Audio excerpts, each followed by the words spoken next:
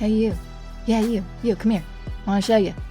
This is what happened last time on the Incorrigible party.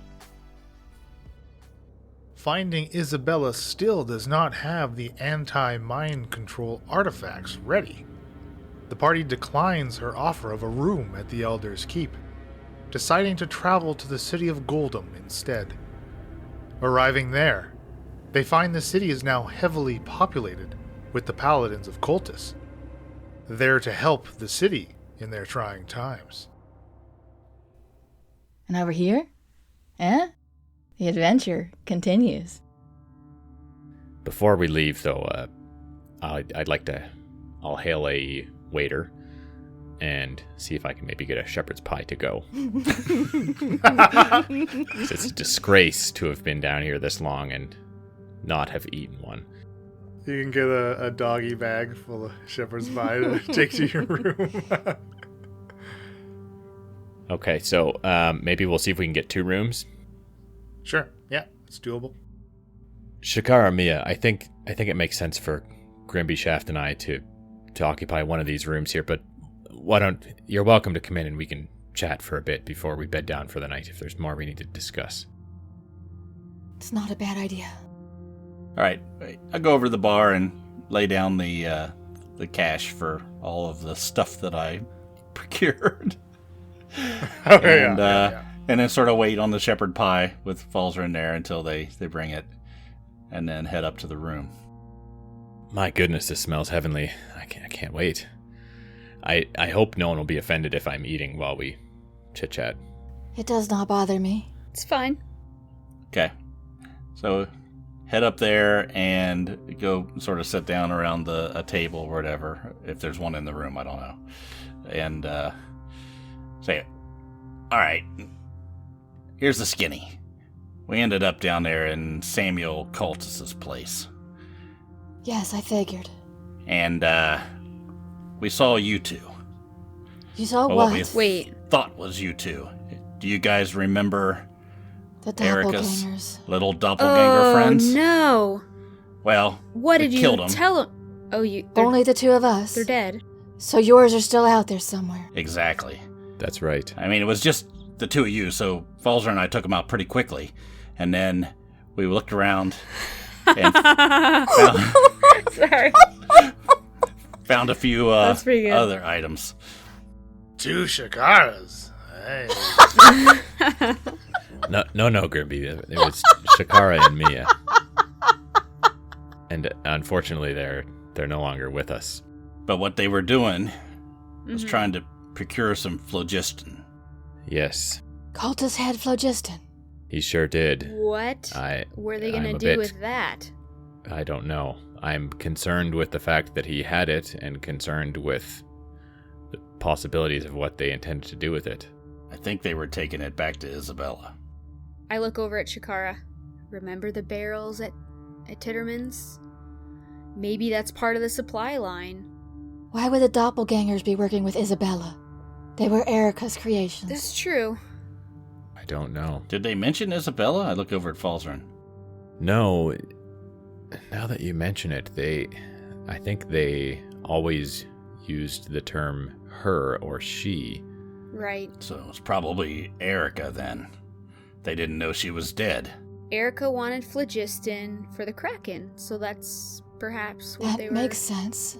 getting it for. Very astute observation. Yeah, I'm not sure why we didn't think of that. That's probably what was happening. How much phlogiston is left at the keep? I'm not exactly sure, but I did try to destroy it as we were leaving through the portal, so it may have all been damaged or destroyed. Destroy it how? Well, I kind of just relied on what I do best, which is light fires. That will be something interesting for Koltice to come back to. Yes, I imagine he's going to be a bit cross when he comes back to his habitation there. You did not leave any traces of yourselves, did you? I don't believe so. No. He's certainly going to know someone was there. I feel that would be very evident. Well, they'll see some doppelganger bodies. All could be blamed on them, then. That's the way I'm thinking. Now, I look over to Shaft, and look down at my bag of holding, and then look back up at him. What all is in that bag? My brother, Alamar. What are you gonna do with Danzig? I don't know. I'm going to bury him if we get back near Necrosis. Why there? That's where we're from. We're close to there. So you want to take him home? Yes. I can respect that. I was about to ask Shaft, what was keeping you with us? Now that you know the artifacts will not be paid by Blake Lately. I suppose taking your brother home is important. Up to the mountains with us. You said you had someone in Victor, yes? I do.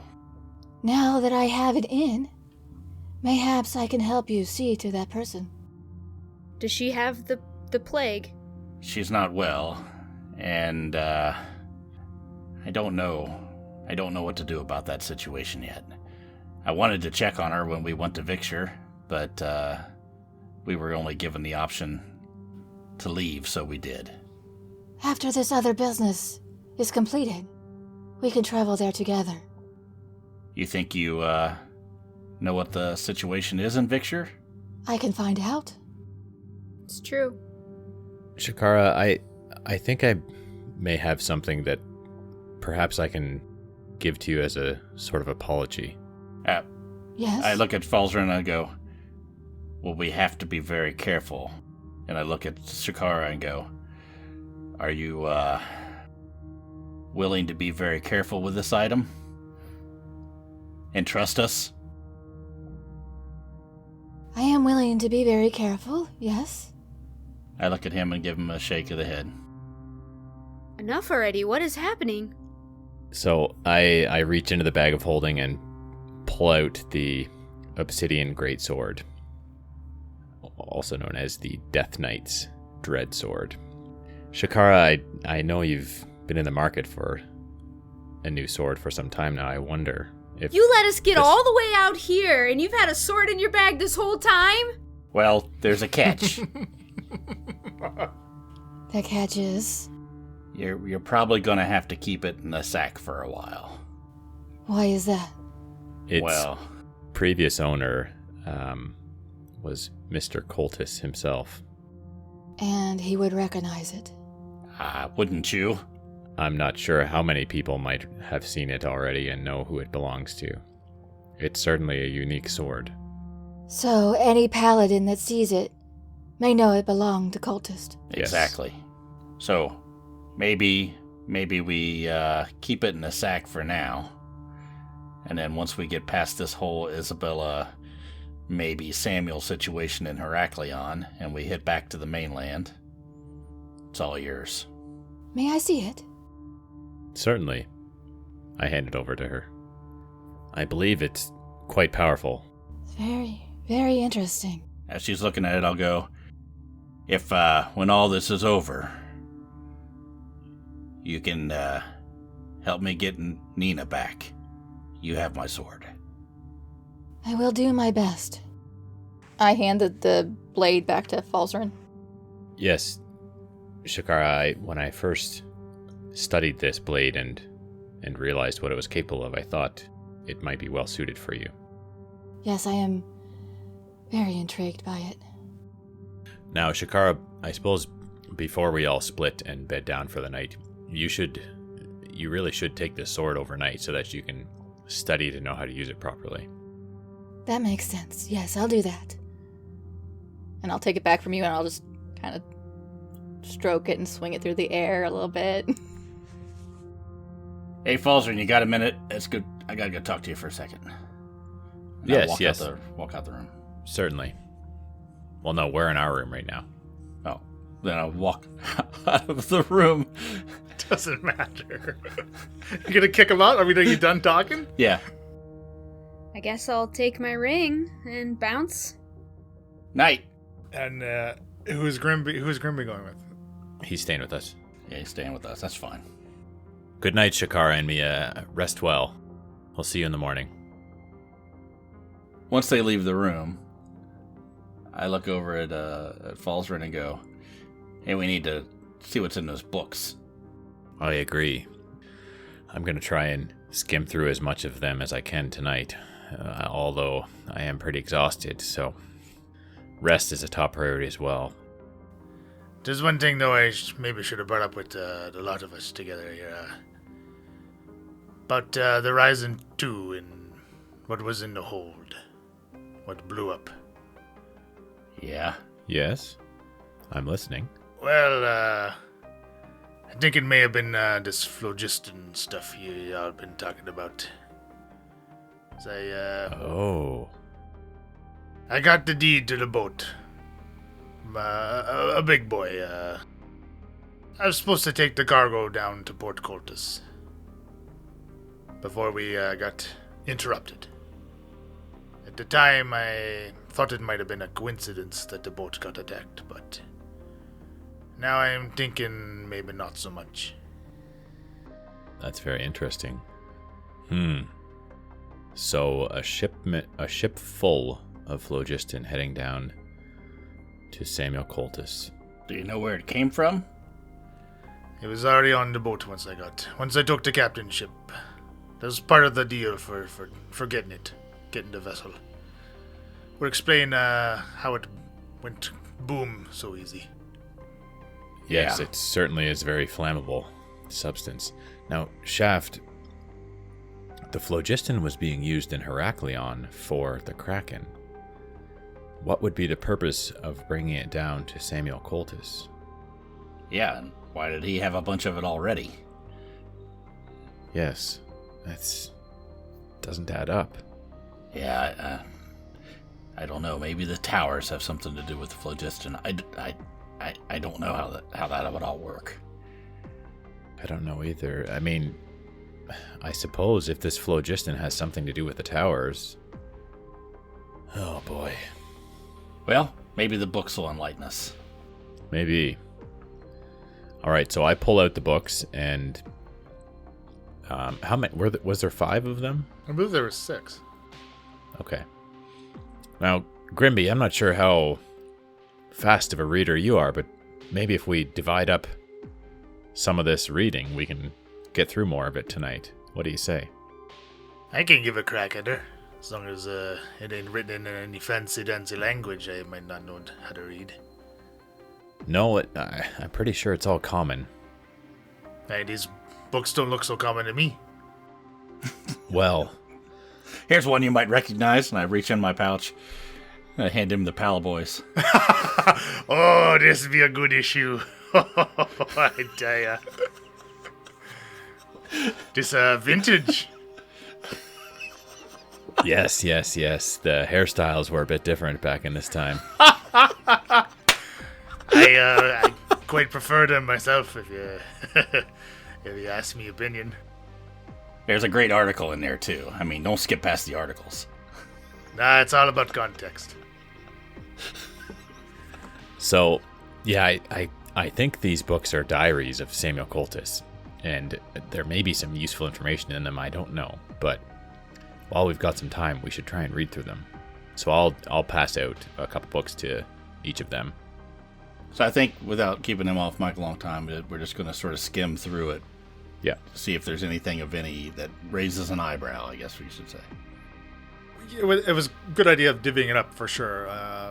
With the three of you kind of flipping through these. I mean, there are select, probably what you may, keywords where you can hit the Control F and search for some keywords.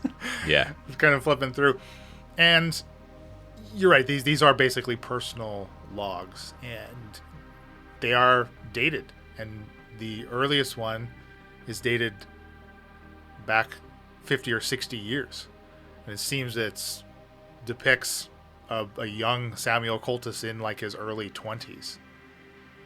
And, these earlier ones, there really isn't much detail that is really pertinent, but you do kind of get a bit of a backstory of how like the paladins of Koltice were formed, and a bit of almost a family history of the cult, like the Koltice line.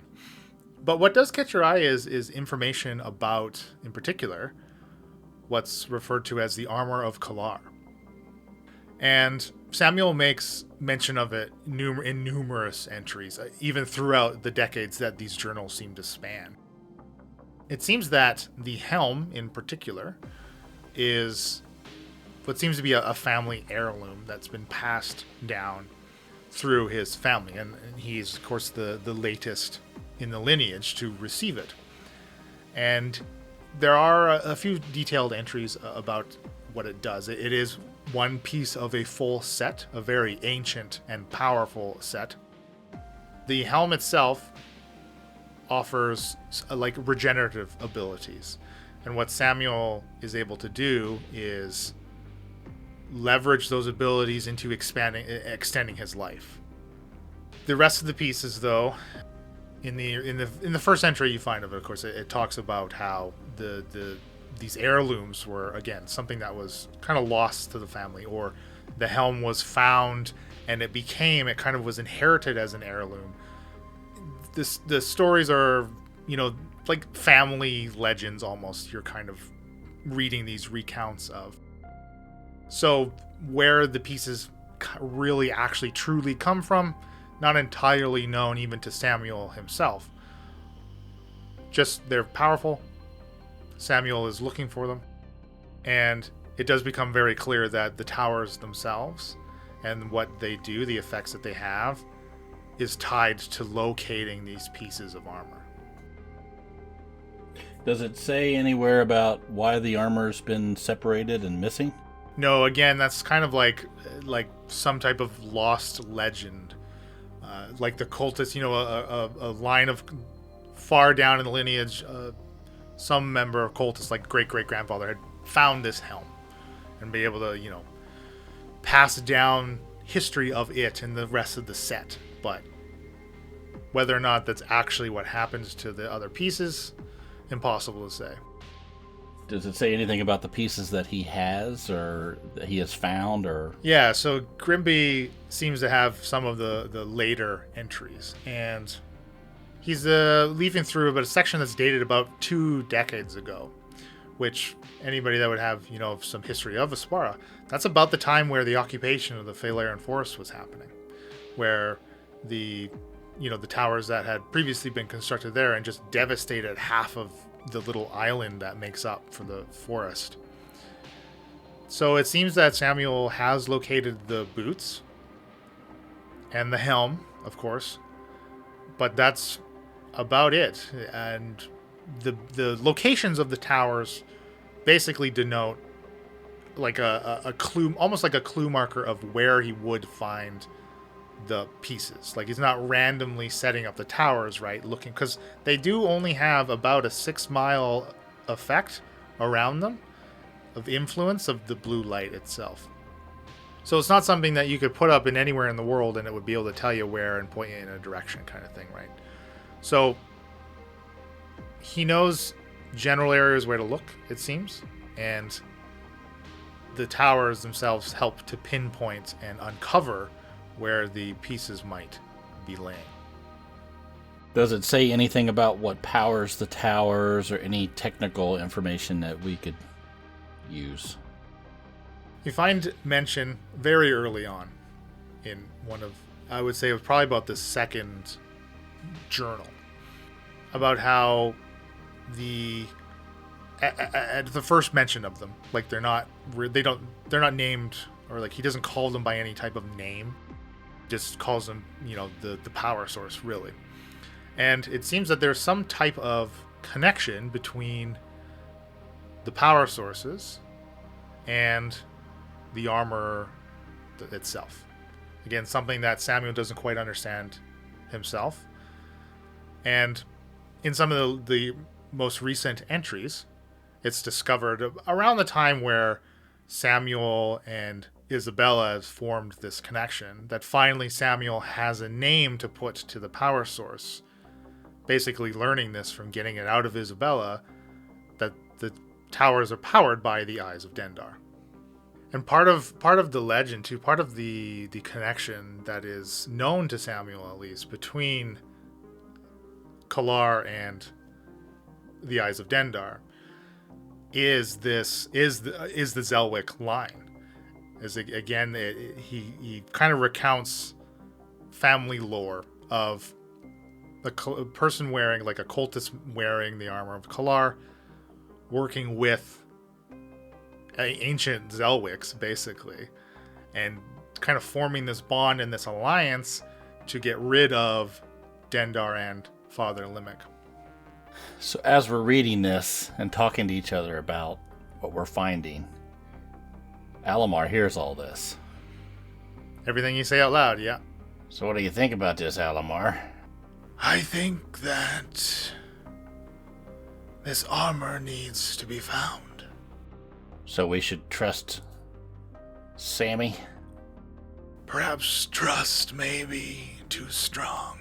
You, Valzarin, do have my family book retrieved from my study. I do, yes.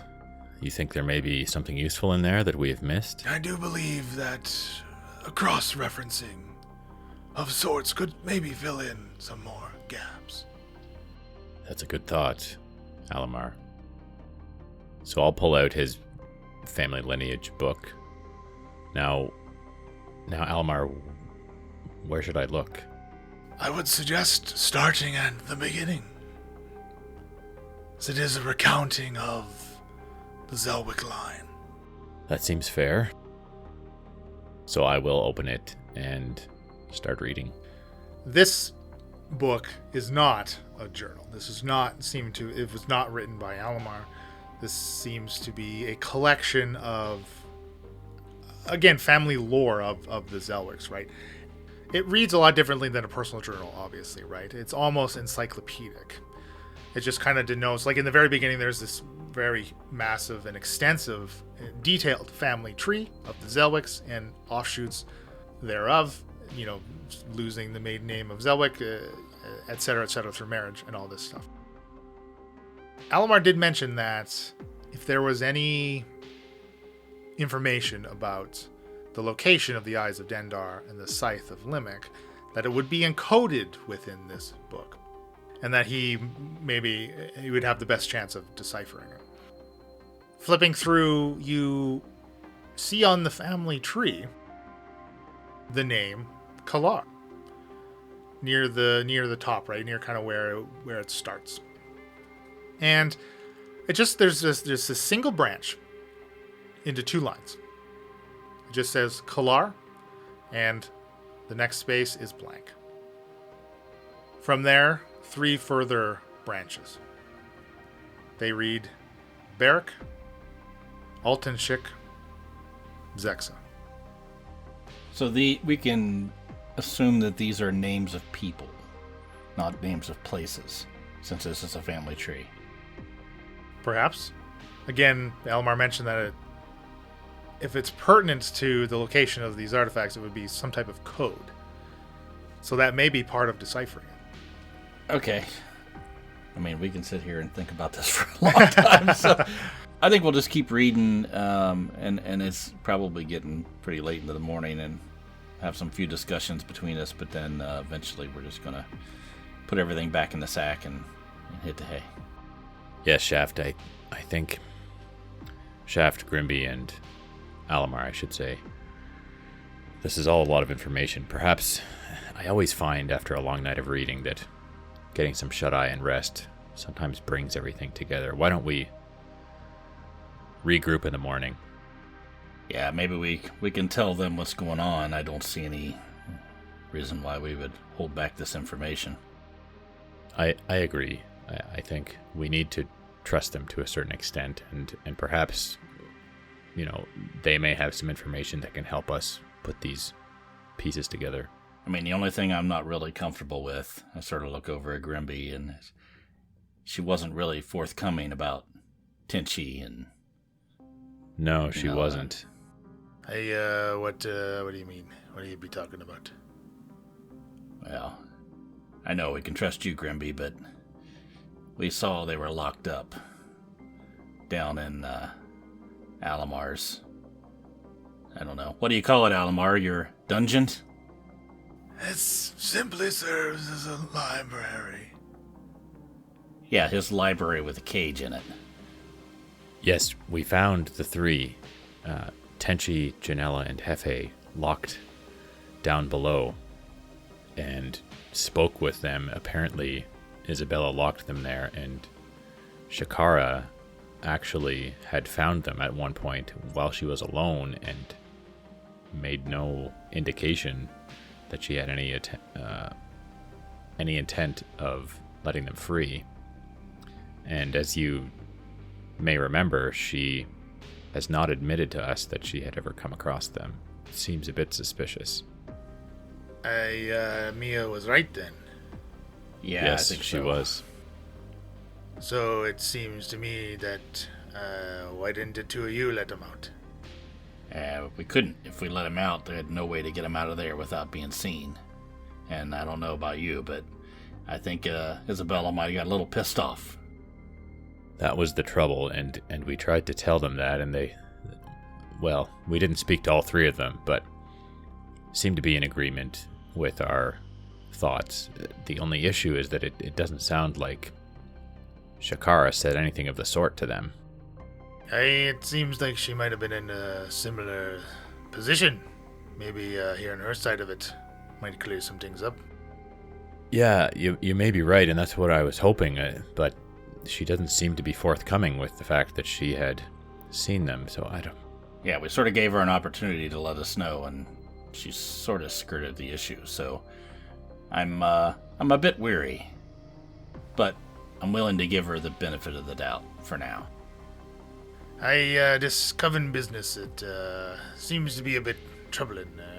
I imagine this where some of your reservations might be popping up from me.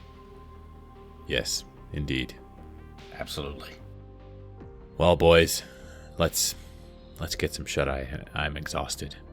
Yeah, me too. I think I might have a right killer of a hangover tomorrow morning, I tell you. I'll save you some of my shepherd's pie, Grimby. I It'll don't think fix what ails that's you. gonna do the trick. Okay, don't say I didn't offer. Emily and Elena, is there something maybe the two of you might want to speak about in private as well, or I don't know, do we? would you just like to attune to whatever you may want to attune to and settle in for the night? Yeah, I think I'm all eyes on sword. Yeah, all attuned to the Ring of the Ram. Excellent. You all, wow, we get another long rest? That's What? so... Oh, yeah. Feels like we just had one. I forgot how that worked. Hold on a second, let me... Well, handy dandy D&D Beyond, I think you just click a button. That's right, I do. The Incorrigible Party, sponsored by D&D Beyond. Yeah, I wish. How do we do that? We need to learn how to be sellouts. The morning arrives. Would someone like to roll me a d10? Heck yes. Want to know what just happened when I decided I was going to roll a d10? You rolled a d8? I grabbed a d6, and then I was like, no, that's not a d10. Grabbed a d8, and was like, no, this isn't a d10 either. And then finally grabbed a d10. Oh, Bill. Ooh, we got a 1. Paulsrin, you wake to the sound of shattering glass, a gargoyle looming over you, and suddenly your eyes open and you're actually, you were dreaming. You were having a nightmare. Oh my goodness. Warm, gentle, reassuring rays of sunlight streaming in through the light kind of calm you down as you've woken up to a beautiful sunny day. Goodness gracious. Another nightmare. Another one. If you only knew how many nightmares Baldy has gone through. Well, we've been doing this for 2 years. I know how many nightmares, believe me. Shaft, good morning. Grimby, how's your head, my friend? I might be reconsidering that hangover shepherd's pie. I'm telling you. All right, well, let's chuck some breakfast down our throat and then head to magic. Yes, let's go see how the lady slept and how they're doing. Okay, I think we go over and knock on their door. Good morning. I open You the see door. frog footprints, but Mia is nowhere to be found. Wait a second, that toad has 4 toes. So I think we'll walk into their room for a minute. Well, we found out some more information last night. We were up late reading.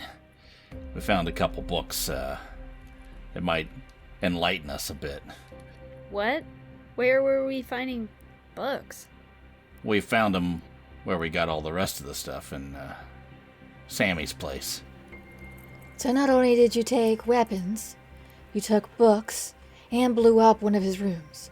That's about the sound of it, yeah. It sounds bad when you put it that way, but yeah, he's never going to know who took it.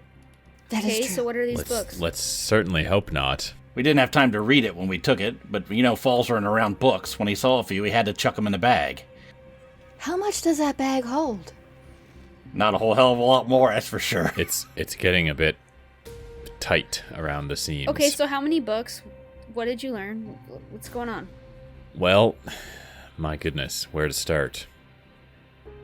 It seems like, You sure had a lot of words yesterday. Come on. yes, there's a connection between the Zelwicks and the Koltices that stretches back many, many generations, it would seem. What does Almar have to say about that? Well, I think this was news to Alamar as well. Is that true, Almar? We have discovered many things, yes. So, it seems that these artifacts, these pieces of armor, they all come together to make a set. And this set has been passed down through the generations of the Koltice families until they were all lost and strewn over Aspara, as it were. And I believe these towers' sole purpose is to find this armor, reunite it with Samuel, and for him to, once again, make use of all this armor. And what does the armor do? Yeah, what does make use mean? Well, it seems to have numerous different powerful abilities. Other than what I read on the parchment. Well, I think it may be able to extend the wearer's life. Interesting. Yes. It has powers of rejuvenation. That would make sense. And these towers that he builds are to find the pieces of armor. Right. Exactly. That is their sole purpose. That is their purpose. It seems to be, yes, based on what we've read. And he has all the pieces but the one we were sent to find. I'm not so sure about that. I think he may only have a couple. We kind of heard that Samuel Koltice seems to not age. Did we not hear that? I thought I heard that somewhere. I don't know about that. I think all we came up with was he does have the helm and the boots. But as far as the rest of it's concerned, at least it's not in the books that we saw. Well, I don't know how youthful he looks at the moment, but based on the timeline from these diaries, he would be in his 70s, I would imagine. Well, it might be interesting to see what he looks like if we run into him. Yes, I agree. But he doesn't have the armor, so I don't know how it would be keeping him young unless some of the pieces can do that. Well, yeah, I wonder if he may have one of the pieces that gives you that ability. Or mayhaps that is why he is in a hurry to find it. That could be. So, Shaft, this would mean your contact in Drew Call doesn't really choose sides, right? Because it was trying to have you collect the Arcanist armor, potentially Koltice armor, right? And then, but also turning down these towers, which I guess we don't need to do anymore, but that's the whole other side of the coin, because those are searching for the armor. Yeah, I mean, the guy who gives me the cash, I don't think he really particularly cares the reasons behind it. That is some interesting company that you keep. It's just good to know there's not another person against us. Seems like we find them everywhere.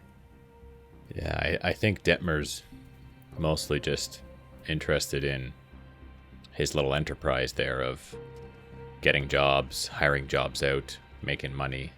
Yeah, he's not unique in that business. What else? Anything else you need to tell us? Well, we have a name for this armor. Okay. I don't know if it will ring any bells with what either of you have learned over the years, but it's called the Armor of Kalar. And apparently the Zelwicks in times long ago, or at least a Zelwick, was aware of this armor and potentially knew a Koltice many generations ago. It's unclear, but it seems like the Zelwicks have known about this, and maybe we're not in opposition to it. I don't know. What do you mean? I'm confused. Well, there was some mention of it in... Why would someone book that I oppose have. armor? That doesn't make sense. Well, it's a very powerful armor that its wearer could use to do who knows what they want to do, but...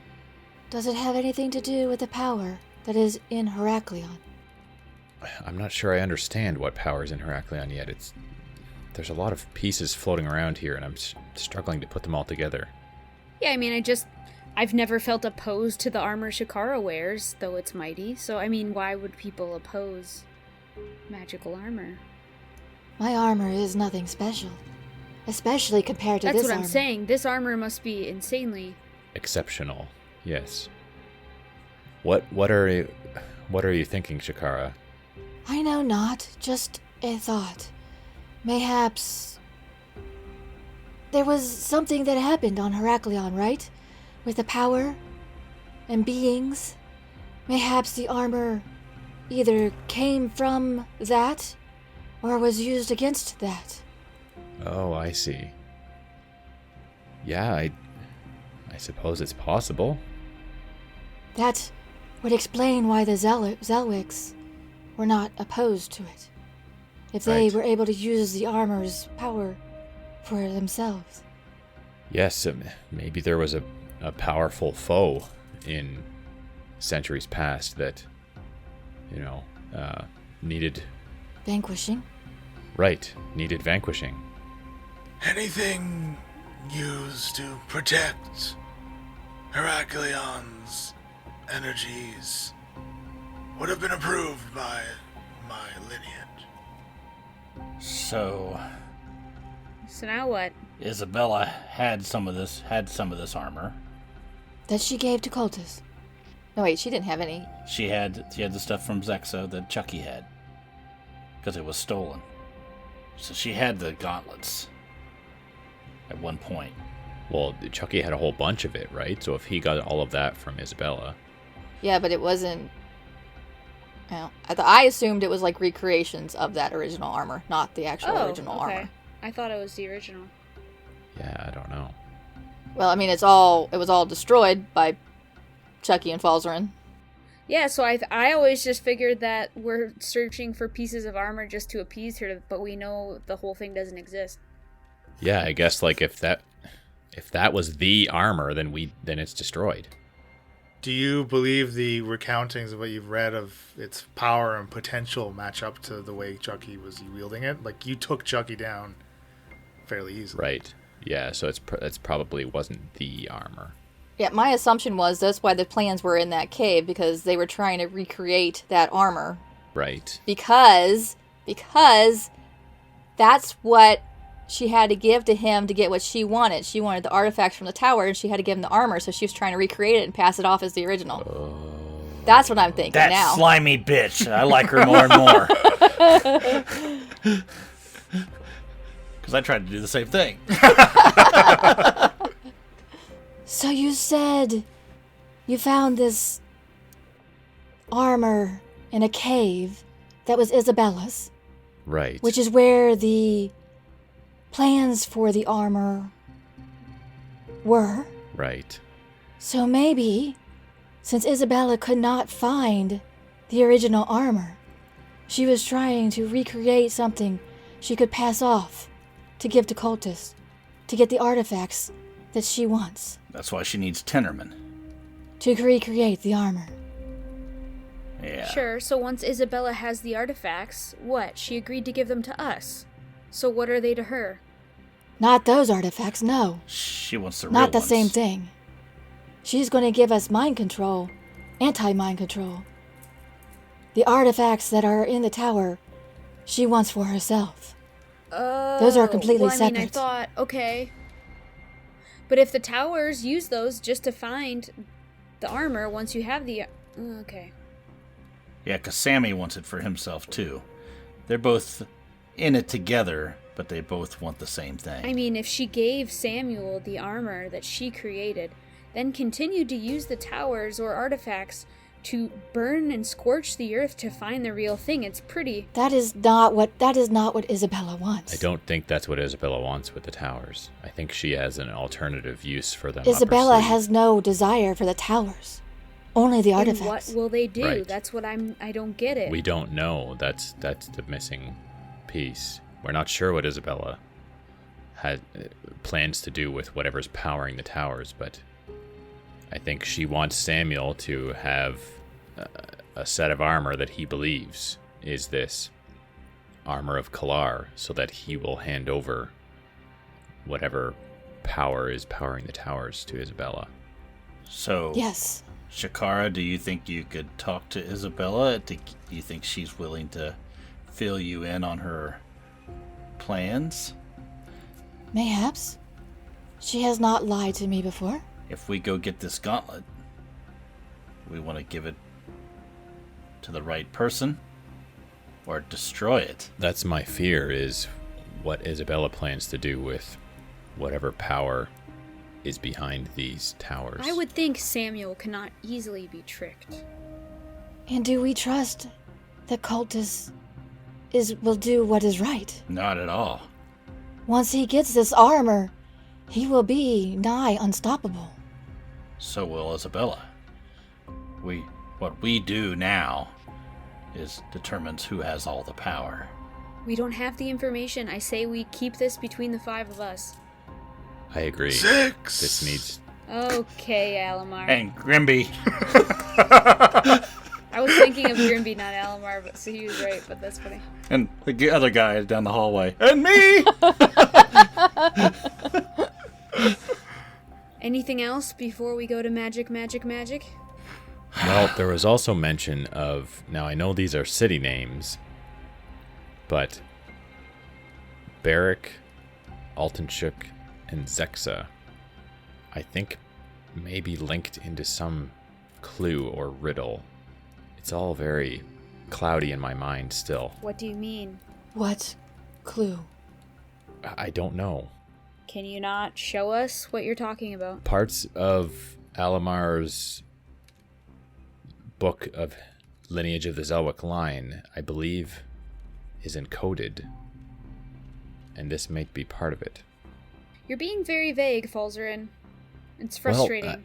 I don't. It is vague. It's I basically don't understand it. a family tree. At the top it says Kolar. Okay. Then there's a blank Kolar, space. like the armor? Yes, exactly. Kalar. Okay. Then underneath the blank space says Barrack, Altenshik, and Zexa. So your guess is as good as ours. I don't know why these entries would be on the Zelwick family tree, but I think it means something.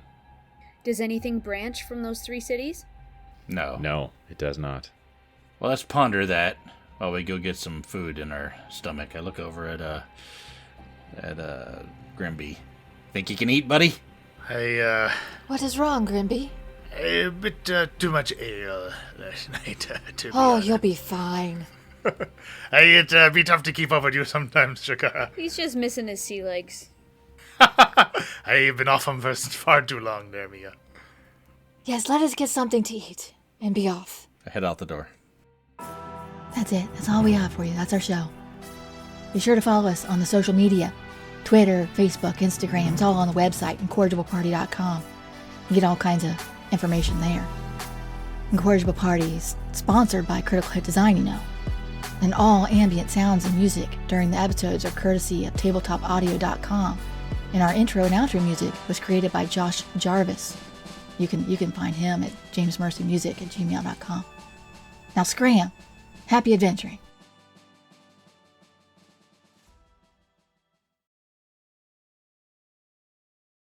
Hello there. Are you ready for the fourth bracket of the Eights finals? So am I. For our western bout, the family that warlocks together pledges their lives to a breathy hag together, Hulsa, Tulsa, and Echo. Versus 1, completely submerge in phlogiston. 2, seal the pentagonal structure. 3, bring to a boil, then let simmer for 30 minutes. Serve with a side of watercress elemental, Kralakina. The triplets move quickly to surround Kralakina, keeping a tentative distance from his writhing tentacles. Kraken seems slow out of water, but he doesn't need to grab you to do some damage. The heavens have opened up, folks, with a pew-pew-pew. 3 flashes of lightning strike Echo, frying him on the spot. Kralakina has a hold of his body now. He's pulling him in. He's swallowed him whole. There's nothing consentical about that one. The absentee father is keeping up the pressure, flooding the arena with torrential rains. Hulsa and Tulsa are overtaking, struggling to tread water. I've lost sight of them. They've gone under. Wait 1 minute. They've summoned giant crabs. Emerging from the waves atop their created crustaceans, they have Kralakina flanked. Snapping claws, engaging with wriggling tentacle appendages, this could be a turning point in the match.